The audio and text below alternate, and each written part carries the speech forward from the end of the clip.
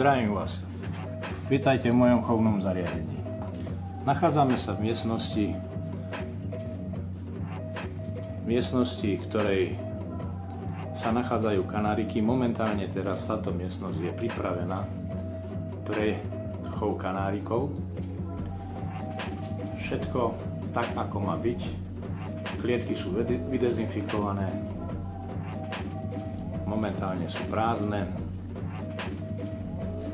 Jednotlivé regály, ktoré čakajú na svojich obyvateľov. Nakoľko sa začína výstavnícka sezóna, bude potrebné do jednotlivých regálov dať vtákov, ktoré budú pripravované pre výstavné účely. Potom postupne sa tu pridružia vtáky, ktoré budú počítané pre chov, prípadne i vtáky, s ktorými sa počíta ako s predajom.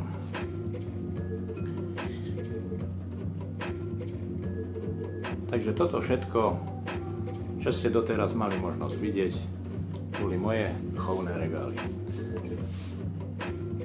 Súčasťou chovateľskej miestnosti je i počítač, ktorý je pre mňa veľmi dôležitý, nakoľko v tomto počítači mám zaznamenané všetky svoje odchovy v roku 2004 a 2005 sporadicky, od roku 2010 až do roku 2014. Toto je záznam odchovov do roku 2014, kde si vediem podrobne každý jeden zápis i s konkrétnymi kladmi a nedostatkami, ktoré sa mi v chove vyskytli. Takéto záznamy mám urobených na 50 párov, ktoré zvyčajne dám. Toto je už pripravená prihláška na exotu do Olomouca. A toto sú už farebné kanáriky červené intenzívne, ktoré sa pripravujú na výstavu na exotu do Olomouca v tomto roku. Poradí kolekcia. Toto sú neintenzívne kanáriky. Kolekcia. Toto sú jednotlivci.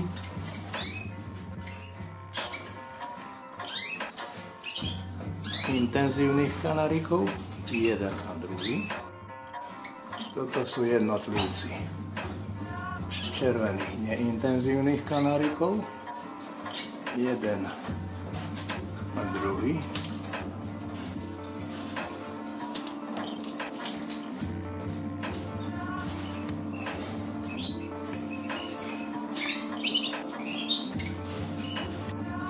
Toto je kolekcia kanárikov jaspisových, konkrétne červeno-čierne mozaikové,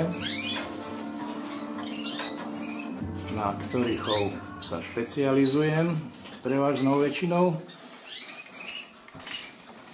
Toto je jednotlivec bieločerný jaspisový kanárik. Nasledujú ďalej vtáky klasické melaninové, taktiež pripravované na výstavu.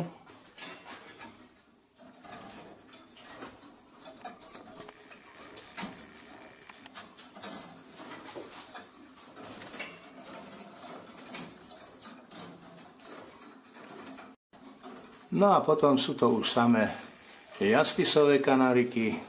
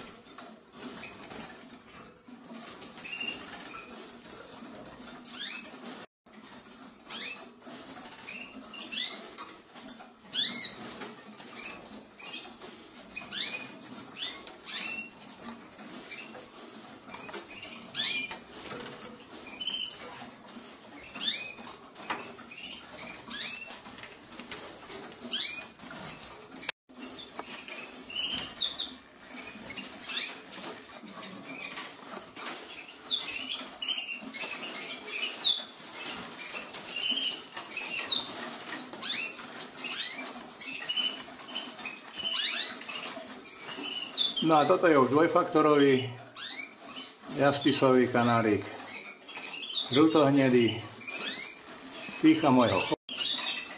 A prvýkrát v tomto roku som sa dopracoval k achátom. Dvojfaktorový achát, červeno-achátový, ktorých som toho roku odchoval 2 kusy, z toho jeden bude na Exote v Olomouci, na ktorého... Takže toto sú všetko pripravované kanáriky na výstavu Exota Olomouc, ktorá začína 10. októbra.